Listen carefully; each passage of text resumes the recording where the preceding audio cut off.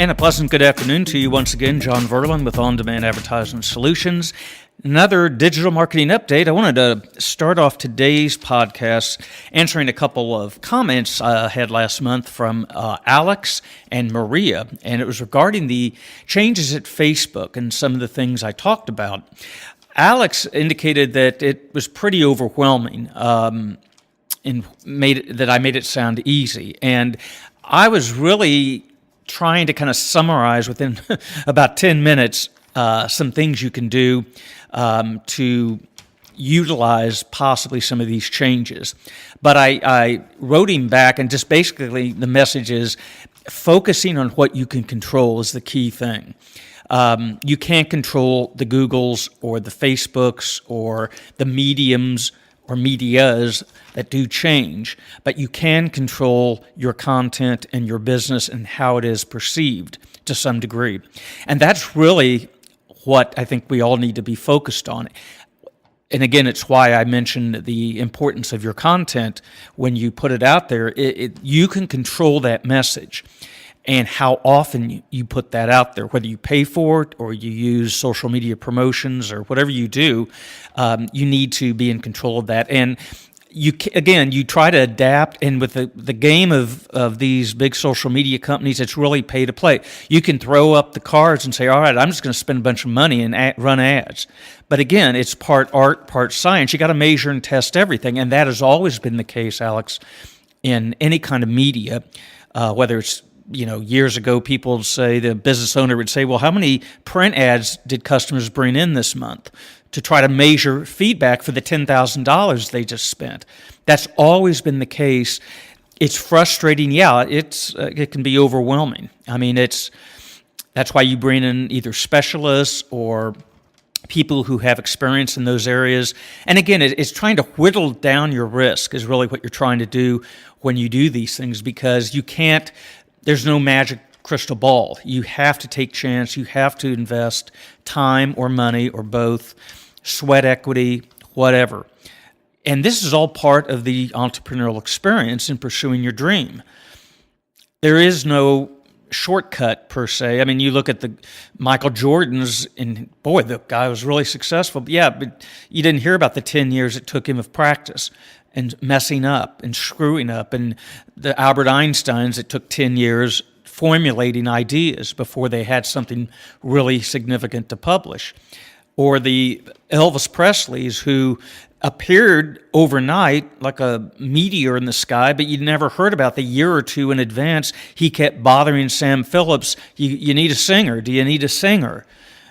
You never hear about the preparation part. You always hear about wow, they're famous and look how great they are, but you never hear about the journey they took before they became, quote, famous or whatever. So, in answer to your question, yes, it can be overwhelming. Focus on what you can control. Pay to play if you choose to do that. That's up to you. Knowing that you may invest a lot of money, and 6 months from now, they may do it again, doing something else. And this is just part of the entrepreneurial dream, is adapting. And I'm going to talk about that in just a second. And Maria, your comment about could I break out more of this content into more, larger segments, I guess, or more detail. I really want to, but I found that if you keep these within 15 minutes and make smaller doses, people tend to, I think, listen to them more because they're not as long. And I will try to have like a part 2 to this Facebook changes and social media in general changes to try to kind of help you along on your journey. I wanted today to talk about, and this is not going to be a downer podcast, it's just going to be the opposite, but a couple things happened last month that got my attention. I wanted to share this with you in your journey, because I think we don't talk about failure enough, and we don't put it in perspective. Okay, I saw a little video of Will Smith on Facebook, and you may have seen this, and I thought it was great. I've seen him in movies and everything, but he was driving in his car, recording himself on a little video about failure and how to live with it. And he said a couple things that just, boom, set off a light bulb, and I thought, this is great. In a nutshell, and you may have seen this, he said, Failure is the thing that obviously transforms or develops you along the way to know what will work, what won't work, and to look forward to the next failure, because at that point, he said, and this I thought was great, is where we adapt. We learn adapting skills. Life is all about adapting to change. I hate change. I never liked it, but he's right. It's all about adapting to things that change, just like Alex asked me about Facebook. That's a change. We have to adapt. So you hang on to what you can control and learn to adapt to that environment. And that's history. That's human history. That's animal history. That's everything. Surviving an ice age, surviving business changes, disruptions, all sorts of things. So that's really, and I thought that was a great answer, is, learning to accept failure, expect it. I think he said it was like fail often, fail quickly, and fail forward. Because at some point, that is where, as each step of the way, we learn from our mistakes, or hopefully we do, and we move forward, and at the right moment, that success may come when we least expect it. Then I got an email from a friend who I've known a number of years. He's a friend of my brother's, who basically I asked him, he has a design graphic art background, and I asked him if he would do a testimonial for me. And he wrote me a really sad email, kind of heartbreaking, that, he had been a failure, never made money with his business, never really kept up, on and on and on, and he wouldn't be a good testimonial for me. And that broke my heart. I thought, this guy to me is an artistic genius. I mean, he studied at an art institute.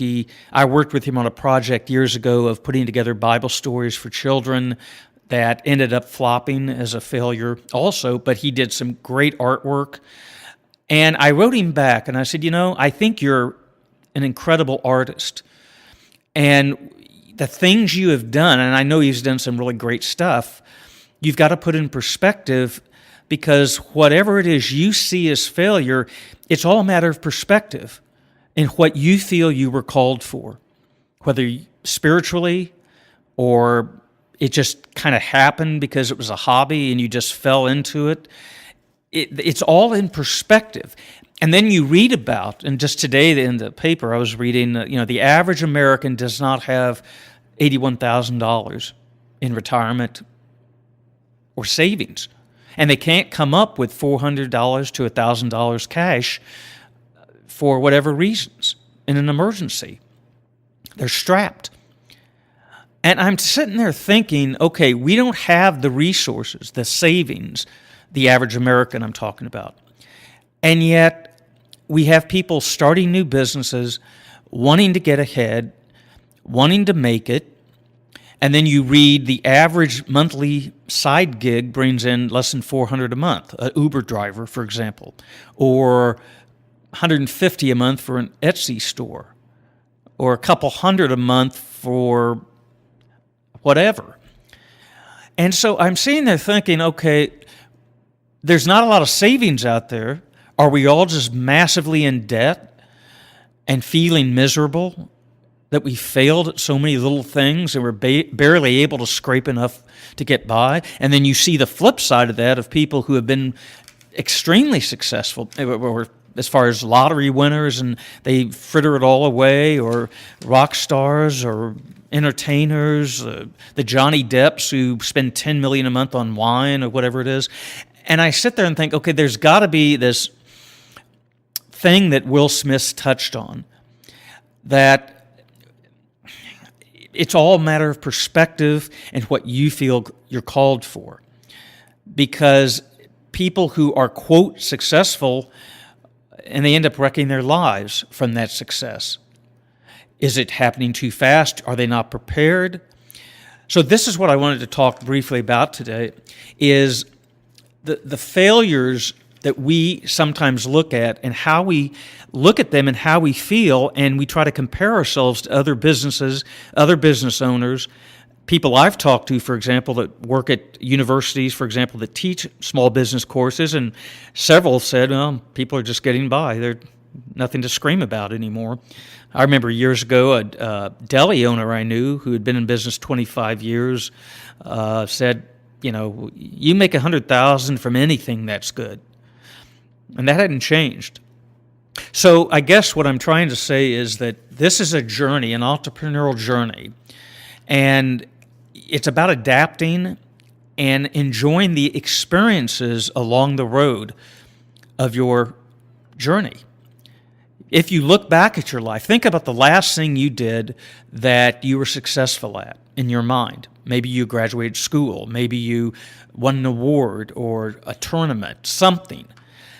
And think about the moment you won that, achieved it, and then you moved on. And you see these people who become big and then they're forgotten. That was Elvis Presley was scared to death when he went into the army that after he had hit it big that they'd forget him. That's why his 68 comeback special is so important, to reestablish him as a major influence in music. He could have flopped really easy because, 2 or 3 years later, the Beatles were huge, the Beach Boys, everything changed. But he hung in there. And so I just want to encourage you that it's enjoying those experiences along the way, because when you look back over your life, are you a failure? And how are you going to judge that? Or did you achieve small successes that helped you to what you were called, that moved you along? Because many times I look back and think, I messed up. I didn't maybe mess up. It was unfortunate timing. Didn't work. But then I think of Thomas Edison, who went through 2,000 filaments before he found the right one. And I'm only on number 50. So there's, I think, of Walt Disney, who took huge risks and dreamed big. I think of Stevie Wonder and Ray Charles. How do two blind black men make it in a Jim Crow South and they can't even see? What do they have to overcome? I mean, it just the people you look at, the Oprah Winfreys, who become multi-billionaires from their persistence. And it's just encouraging to me to see this kind of thing. And I think for all of us, when we see people overcome and pursue their dream, stay with it, and not give up, because you just never know. I know looking back, and for example, when I was a Boy Scout and I worked towards Eagle, and once that happened, that was great, and I kind of forgot about it. But what was really stuck in my head was those 4 years going to camp, teaching at camp, working with scouts, and the experience and the struggle. That's what's memorable. The 2 weeks I spent at Philmont Scout Ranch, 70-pound pack for 100 miles, exhausted, I still remember that. And the pain in my knees and the back, I still remember that. And that is what made the trip, is those memories. So that's the same thing in our journeys, entrepreneurial journeys, is doing what you feel you're called to and moving forward, falling forward, and learning from what we have learned, because we never know when that's going to happen and we become a success. And then managing that success. Continue doing the things we know that can work. Just wanted to give you a little bit of encouragement, a little bit of background on that, but I thought Will Smith's video was great inspiration, and I'd love to encourage you to keep pursuing your dream. Keep learning. Don't ever stop learning. Look at Harlan Sanders at 65 or whatever, depressed and everything, comes up with Kentucky Fried Chicken. Think of all those people who started later in life and became successful, so to speak. So pursue your dream, stay with it, don't give up. John Verlin, 12@AT&T.net is my email. I'd love to hear from you and your comments, and then you can check me out on ondemandadvertisingsolutions.com. Have a great week, and next podcast, Google my business, please. That's what you're going to be asking people to do. Have a great week.